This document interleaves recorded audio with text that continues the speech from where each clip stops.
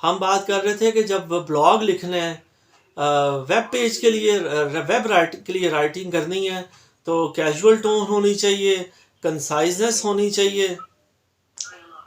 और उसके बाद इस स्लाइड पे हम बात कर रहे थे कि हमें सर्च इंजन ऑप्टिमाइजेशन का ख्याल रखना चाहिए। हमारे टाइटल में हमारे कीवर्ड्स ज़रूर आने चाहिए। तो मैंने सर सवाल किया था कि इंडेक्स टर्म्स या जिन्हें कीवर्ड्स भी कहते हैं वो अमूमन कितने होते हैं। ले जी, अल्लाह भला करे। अल्हम्दुलिल्लाह जी, मेरे कोलीग जानते हैं। ठीक है जी, भट्टी साहब ने भी सही लिखा है, अब्दुल्ला रफ़ीक साहब का भी, ज़हूर हुसैन साहब ने थोड़ा ज़रा ज़्यादा कर दिया। मैं इतना सिर्फ कहूँगा, मैं पिछली स्लाइड पर चला जाता हूँ कि जब हमारा फ़िक्रा 20 अल्फाज से ज़्यादा का नहीं होना चाहिए, तो इसका मतलब है कि हमारा टाइटल भी 15-20 लफ्ज़ों का तो बहुत ही लंबा हो जाएगा। तो जनरली इसके बारे में असूल तो यही है जो एक्सपर्ट्स बताते हैं। जरा कोई कानून नहीं है, कोई ऐसा कानून नहीं जिसकी हम खिलाफ वर्जी करेंगे तो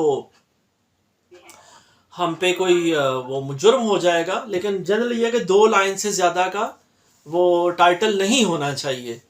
और ज़ाहिर है यही 15-20 अल्फाज बड़े मैक्सिमम है।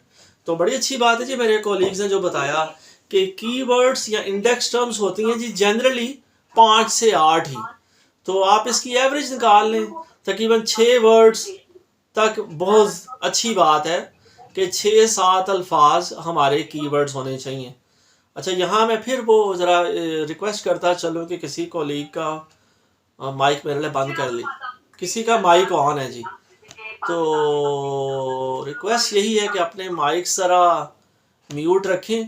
मैं इंशाल्लाह ताला आपको मौका दूंगा। मुझे बिल्कुल अल्लाह जानता है, मुझे मोनोलॉग पसंद नहीं है। मुझे तो इसलिए लेक्चरिंग भी पसंद नहीं है। हालांकि लेक्चरिंग बड़ा आजमूदा तरीका है, हज़ारों साल से अरस्तु और अफलातून यानी कि प्लेटो और अरिस्टोटल के दौर से किया जा रहा है। लेकिन लेक्चरिंग में यही इशू है कि एक बंदा बोल रहा होता है, वही हर चीज़ जानता है, और आगे उसके 50 बंदे बैठ के ना बस यस सर कर रहे होते हैं। मुझे तो ये बिल्कुल पसंद नहीं है जी। तो मोनोलॉग नहीं होना चाहिए, it should be a dialogue, a conversation. तो एनीवेज जी, हम अभी बात करते हैं, आगे बढ़ते हैं। Get to your point quickly. Experts बता रहे हैं लंबी लंबी बातें नहीं करनी, फौरन अपने पॉइंट पे हिट करना है। Number 5, be actionable. आप चाहते क्या है? ठीक है जी, क्या एक्शन की रिक्वायरमेंट है ये फौरन बताएं। जैसे मैंने कहा, ईमेल को भी जब आपने एंड करना है तो आपने बताना है कि अपने बॉस को कि मैं ये चाहता हूँ। इंक्रीज स्कैनेबिलिटी। वेब राइटिंग के लिए ज़रूरी है कि वहाँ लोग जल्दी जल्दी क्योंकि पढ़ना चाहते हैं, तो हमें कोशिश करना है कि वो हम यूँ कंपाइल करें अपने कंटेंट को कि वो स्कैन हो सके। अगर किसी बंदे के पास टाइम कम है तो वो भी जल्दी जल्दी चीज़ों को देख सके। अब एग्जांपल देख लेते हैं। एग्जांपल जी है कि हम ये कोई ऑनलाइन जॉब बोर्ड पे देना चाह रहे हैं कि, तो टाइटल क्या हमने इस डॉक्यूमेंट का दिया, junior chemist job opening at your company. ठीक है जी, तो यहाँ हमने टाइटल दिया। तो ये आप देख लेंगे कि वो कितना आसान होगा अगले के लिए इस चीज को गो थ्रू करना, कि वो डॉक्यूमेंट का टाइटल बता रहा है। और देख रहे हैं हम कितने वर्ड्स का टाइटल है। चलें 1 2 3 4, और जो आपकी कंपनी का नाम है से वो इट्स जस्ट 1 वर्ड, तो वो सारे 5 हो जाएंगे वर्ड्स। तो ये सर आप देख लें कि जितने कम अल्फाज होंगे उतनी आसानी है। ओके जी, विजुअल डिज़ाइन। थोड़ी देर पहले भी हमने वाइट स्पेस की बात की, और मेरे जिन कॉलीग्स ने, बल्कि जो इतने स्टूडेंट्स हैं, हमने ऑलरेडी प्रेजेंटेशन स्किल्स पे भी बात की थी। तो बिल्कुल आपको लगेगा कि वही आइडियाज़ दोबारा यहाँ पे रिपीट हो रहे हैं कि जब हम रिवाइज करेंगे, एडिट करेंगे, तो हम consider how your content will be delivered. अब हम विजुअल इम्पैक्ट को भी देखेंगे। हम फॉर्मेटिंग हमारी बड़ी प्रॉपर होनी चाहिए ताकि वो विजुअल इम्पैक्ट उसका अच्छा आए। Use visual enhancements to make your document easy to read and to ensure that key points jump out। यहाँ अगर मैं कहूँ कि की पॉइंट्स स्टैंड आउट, तो जो विजुअल डिज़ाइन का एलिमेंट है वो साहब प्रेजेंटेशन में भी बड़ा ज़रूरी है और राइटिंग में भी बड़ा उतना ही अहम है। आगे बढ़ते हैं सर, एक हम देख लेते हैं स्लाइड, और स्लाइड पे ज़ाहिर है इस आइडिया को हम वो देख लेंगे। हम देख लेंगे, थैंक यू जी, हम देख लेंगे कि ये इस आइडिया पे अमल कैसे करना है। ले जी अमल देख लेते हैं सब हम कि अमल कैसे करना है। वो सर मैं ज़रा आपके साथ शेयर कर देता हूँ कि हम देख रहे हैं यहाँ पर कि इसमें विजुअल डिज़ाइन में पहली चीज़ है जी हेडिंग। हेडिंग जो ना वो हाईलाइट करती है इंपॉर्टेंट पॉइंट को। उसके बाद दूसरा क्या है जी, वाइट स्पेस। और वाइट स्पेस आप देख रहे हैं यहाँ भी वाइट स्पेस है। Then comes bold and italic type face to emphasize important information. जिस चीज़ को हम चाहते हैं कि ये एम्फेसाइज हो, इस पे एम्फेसिस है हमारा, उसे हम या तो बोल्ड कर देंगे या इटैलिक्स कर देंगे या अंडरलाइन करेंगे। देन एक और अच्छी स्ट्रेटजी है कि आप बुलेटेड और नंबर्ड लिस्ट यूज़ करें। जब आइटम्स बढ़ जाए तो फिर ये अच्छी स्ट्रेटजी है कि आप नंबर्ड लिस्ट या बुलेटेड लिस्ट यूज़ करें। उसके अलावा क्या टूल्स हैं, वो टेबल्स हैं, डायग्राम्स हैं, चार्ट्स हैं, मैप्स हैं, इन्फोग्राफिक्स हैं। तो यही मैं एक्सपेक्ट करता हूँ कि मेरे सारे कॉलीग्स अपनी जो है केस स्टडी में, अपनी प्रेजेंटेशन में इंशाल्लाह ताला विजुअल डिज़ाइन का और इन एस्पेक्ट्स का यकीनन इंशाल्लाह ताला ख्याल रखेंगे। और अगले संडे जब हमारी मुलाकात होगी, जैसा कि उम्मीद है कि भट्टी साहब ने, सीआर साहब ने शेयर किया होगा कि अगले वीक हमारी इंशाल्लाह ताला प्रेजेंटेशंस होंगी। आप सब लोग तैयार हो के आइएगा और अपनी अपनी प्रेजेंटेशन हर ग्रुप देगा जी। तो उसमें ज़रा विजुअल डिज़ाइन पे बड़ा एम्फेसिस होगा। आगे बढ़ते हैं सर। ईमेल राइटिंग जी, थोड़ी देर पहले बात हुई थी ईमेल की, मैंने चेकलिस्ट आपसे शेयर की, तो इस पे ज़रा मैं ज़्यादा टाइम इसको डिवोट नहीं करता। लेकिन ये वो टिप्स हैं कि जब भी आपने ईमेल लिखनी है तो ज़रूर इन चीज़ों का ख्याल रखना है।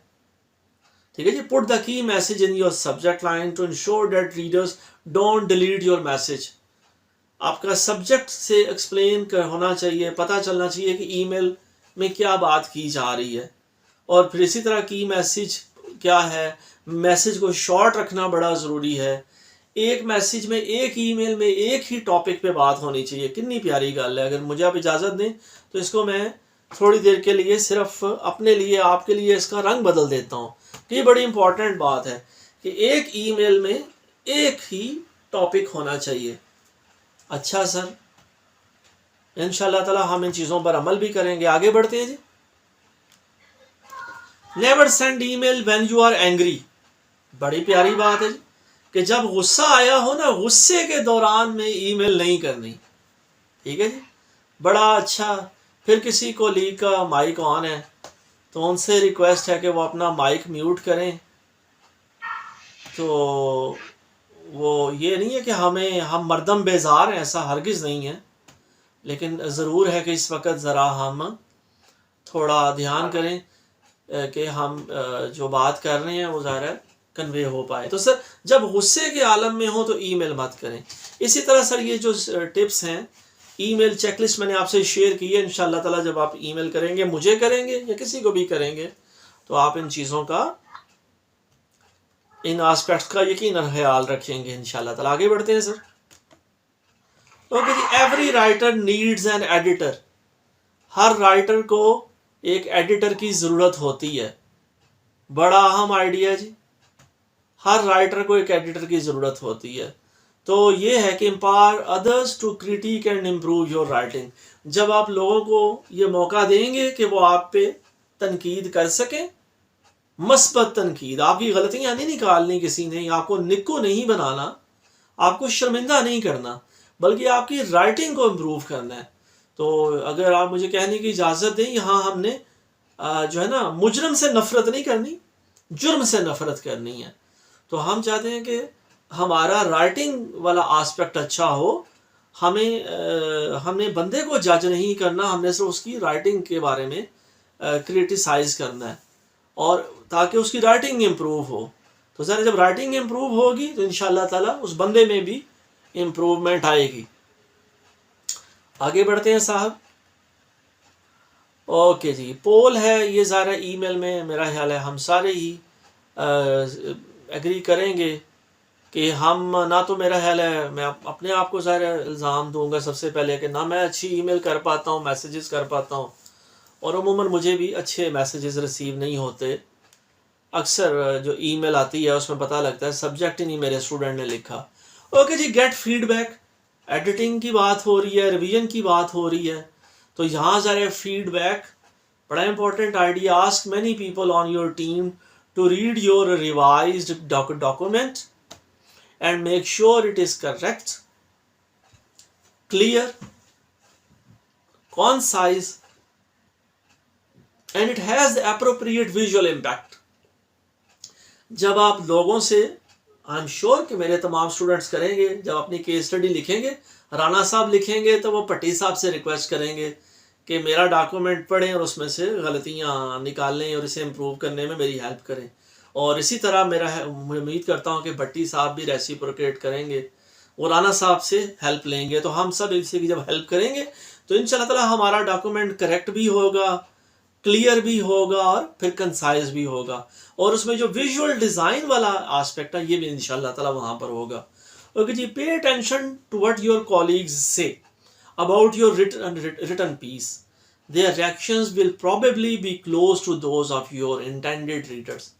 अगर आपके कोलीग्स को आपका डॉक्यूमेंट पसंद नहीं आएगा तो यकीन माने वो जो और रीडर्स होंगे उन्हें भी वो अच्छा नहीं लगेगा। लेकिन अगर आपके कोलीग्स कहेंगे कि यार राणा साहब या पट्टी साहब या चौधरी साहब आपने बड़ा अच्छा लिखा है यार, बड़ी मेहनत की आपने अल्हम्दुलिल्लाह, तो जाहिर है वो फिर जाहिर आपकी असाइनमेंट वो आपके सुपरवाइज़र को भी पसंद आएगी इंशाल्लाह ताला। लें जी, आगे बढ़ते हैं साहब। Okay ji, again try it out. Pick a short document you recently drafted and read it through carefully. Which of the following statements is true about your final draft? तो ये ज़रा सर आपके लिए एक एक्सरसाइज है करने के लिए कि अगर रिसेंटली आपने अपने बॉस को कोई ईमेल लिखी थी, कोई डॉक्यूमेंट आपने सबमिट किया था, तो उसमें ये देखें कि ये क्या, ये चीज़ें, ये एलिमेंट्स वहाँ मौजूद थे या उसमें से मिसिंग थे।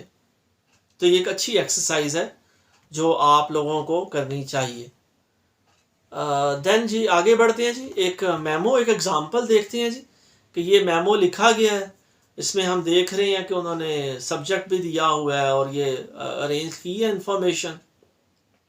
ये फर्स्ट ड्राफ्ट है ईमेल का, ठीक है जी। इसमें ज़रा गलतियाँ हो सकती हैं, कोई हम जजमेंटल नहीं हैं किसी के बारे में, ना हम कोई उसकी गलतियां निकाल रहे हैं। उस बंदे ने क्या किया जी, अब सेकंड ड्राफ्ट में आपसे शेयर कर रहा हूँ कि उस बंदे को महसूस हुआ कि पहले ड्राफ्ट में उसने बड़ी कम इंफॉर्मेशन दी थी, तो उसने यहाँ उसका टाइटल बदल दिया। आप मेरे साथ देख रहे हैं कि यहाँ पे टाइटल और है साहब, और अगली स्लाइड में उसने टाइटल बदल दिया है।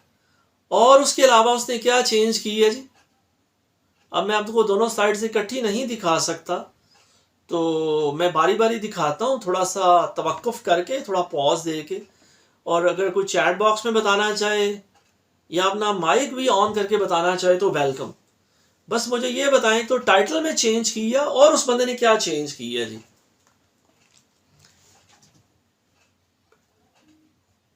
इस कॉलीग ने जी ईमेल क्राफ्ट की है अपनी, ये उसका पहला ड्राफ्ट है और ये उसका, अब मैं आगे बढ़ने जा रहा हूँ जी, सेकंड ड्राफ्ट है।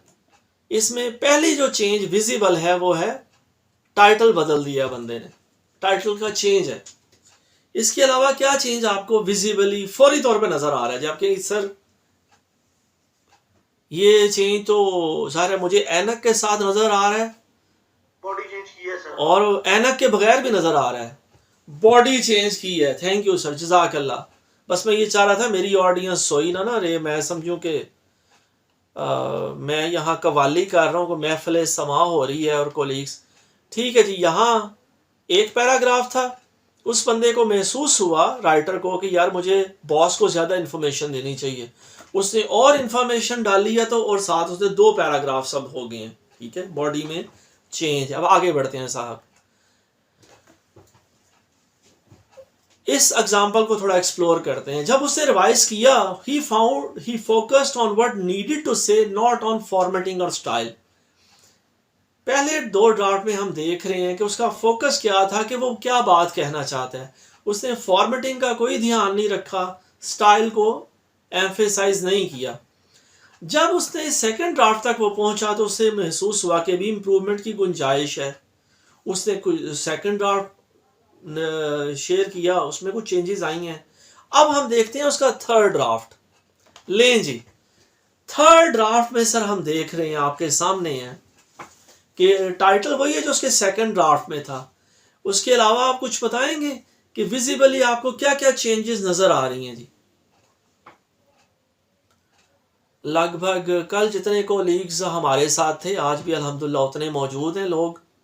हाँ जी, मैं चाहूँगा अगर आप चैट बॉक्स में बताना चाहें तब भी, और अल्लाह भला करे कि अगर आप अपने आप को अनम्यूट करके माइक ओपन करें और बता दें कि ये चीज़ें नज़र आ रही हैं जी। 2-3 चीज़ें बता दें बस। जाहिर है इस वक्त महदूद है, मैं देख रहा हूँ मेरी घड़ी मुझे 7 बता रही है। और मैंने कल भी एक कोलीग ने पूछा था कितने देर में डॉक्टर साहब अपना वेबिनार मुकम्मल करेंगे, तो मैंने उन्हें बताया था 90 मिनट। तो एक अच्छी जो फिल्म होती है वो भी इतनी ही होती है जी, 1.5 घंटे की, 75 मिनट की। ज़्यादा लंबी बात हो जाए तो मेरा ख्याल है कि फिर वो मुश्किल काम हो जाता है एब्जॉर्ब करना इंफॉर्मेशन को, और वो उतना इफेक्टिव नहीं रहता। जी सर, 2-3 बातें बताएं कि आपको पिछले ड्राफ्ट्स में